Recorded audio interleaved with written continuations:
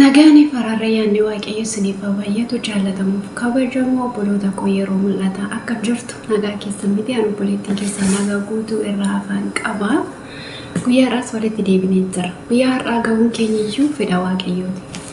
Namni tokko jireenya jiraatu keessatti waa'ee isa boru yoon hojjedhee kana jijjiirama jedhee yaadna.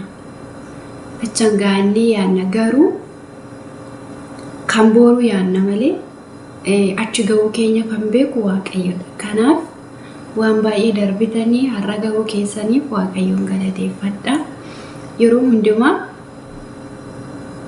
isa ganaa waggaa hedduu hin taane ishuma har'a keessa jiru kanaaf waaqayyoon galateeffachuun jireenya keenya isa boruuf illee nu fayyada. Kanaaf walumaa galatti baga nama guyyaa har'aa taatan isiniin jechuu barbaade. Maqaa waaqayyoo haa eebbifamu.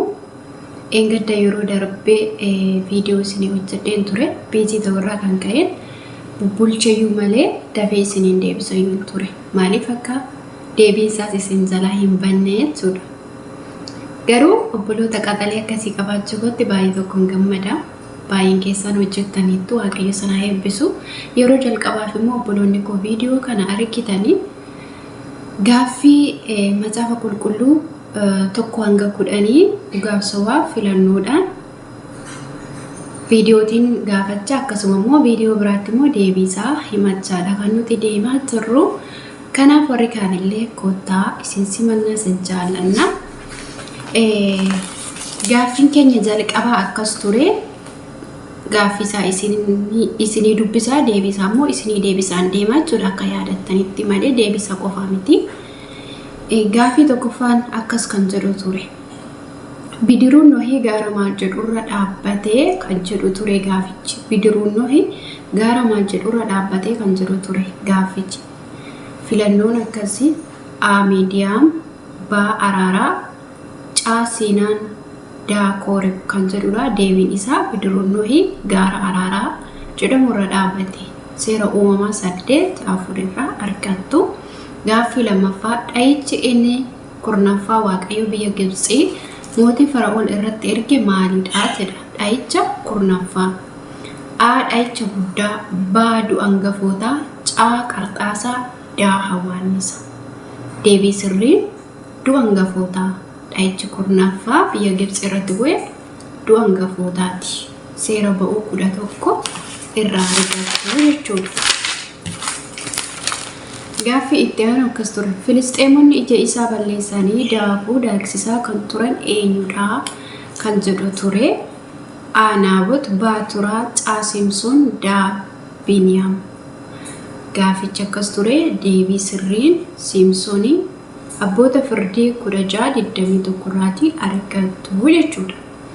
Gaaffii kana jechuudha namoota yeroo baay'ee karaa viidiyoon hordofan waan jiraniif isuma karaa liivii galgala isin gaafadheen viidiyootti illee hojjetaa jira jechuudha. Akkuma kana immoo warri karaa liivii irratti gaaffii ani isin gaafadhee dhabdan asiin illee argachuu dandeessu. Akkasuma immoo hagam akka beektanii fi hagam akka jabaattanii of madaaltu jechuudha. Tole egaa gaaffii tokko hanga 5 filannoo ture.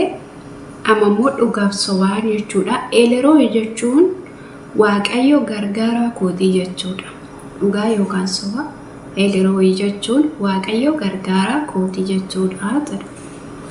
Gaaffichi akkas ture. Deebiin isaa soba.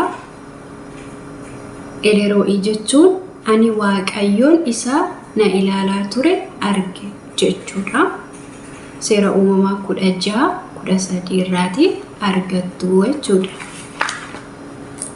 Gaaffiin itti aanus dhugaamaaf sobaa. Yohaannis Cuuphaan Yesuusiin bishaan Beetasaayidaatti cuuphee jedha.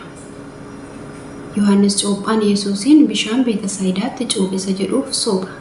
Yordaanusitti cuuphe malee Beetasaayidaatti miti. Kanaaf wangeela Maatewos 3:13 irraa argattu. Gaaffii itti aanu Adam waggaa 960 jiraate. Dhugaa yookaan soba. Akkasitti kana ni gaafachaa ture. deebiin isaa soba. Addaam waggaa 930 jiraate malee 960 miti jechuudha. Seera uumamaa 5 irraati argattu. Gaaffiin itti aanu Amaanu'eel jechuun maal jechuudha jedha. Amaanu'eel jechuun maal jechuudha? A. Waaqayyo na arge. B. Waaqayyo na fayyise. C. Waaqayyo hundumaa danda'a. D. Waaqayyo nu wajjin. Amaanu'eel jechuun Waaqayyo nu wajjin jechuudha. Wangeela Maatiyoos 1:23 irraati argattu jechuudha. Akkasuma gaaffitti aanu Yohaannis biyya bishaan keessaa isa kamitti kan inni mul'ata arge? A. Phaaximaa. B. Gaara Ejersaa. C. Naazireet. D. Galiilaa. Deebii sirrii Yohaannis biyya bishaan keessaa isa kamitti kan inni mul'ata arge jedhuu fi biyya Phaaximoon kan jedhamuttidha.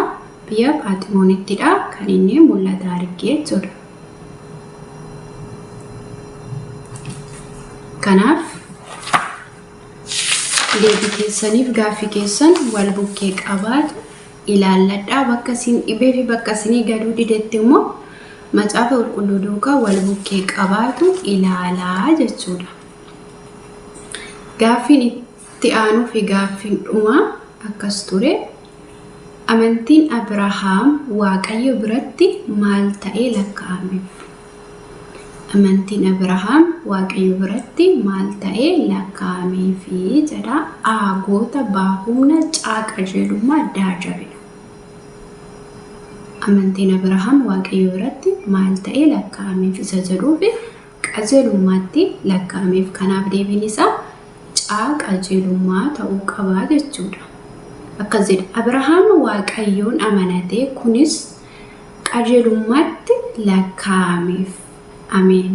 Waaqayyo laphee akkasii nuuf haa kennu. Waaqayyo kan nuti amananneef kan nuti hojjannaa jirru hunduma qajeelummaatti akka nuuf lakkaa'u gooftaan hunduma keenya haa gargaaru. Gaaffii fi deebiin keenya guyyaa har'aa kana fakkaata. Warri haaraa taatanii haalli gaaffii fi deebii kana isinii galuu dide jalqaba viidiyoo jalqabaa gaafa dhaxxanii akkamitti akkan ibsee isinii dubbisee isinii galaa. Har'ammoo akkamittiin akkan isinii deebisu isinii galaa jechuudha. Maaliif dursa gaaffii isa qofaadha kan inni dubbataa ture. Har'ammoo gaaffii isaa isin yaadachiisuuf deebii isaa immoo isa kana dura gaaffiitiin dhiyeesse har'ammoo deebii isaa kennuuf jechuudha. Kanaaf obboloonni koo chaanala kanaaf haaraa taatanii subscribe like godhaa. Gara chaanala keenyattis dabalamaa. Akkasumallee haala gaaffii kana ilaalchisee yaada biraas haa ta'u haala kana yookaan wanta kana irratti nu hojjechuu qabda kan jettanii yaada keessanaaf qooda akka isiniif ta'etti isiniif qopheessuuf ani yoomiyyuu eeyyamamtuudha. Waaqayyo isin haa eebbisu. Eebbifamaa yaada keessan immoo nan eegasi nan simadhas. Gooftaan isin haa eebbisu. Eebbifamaa.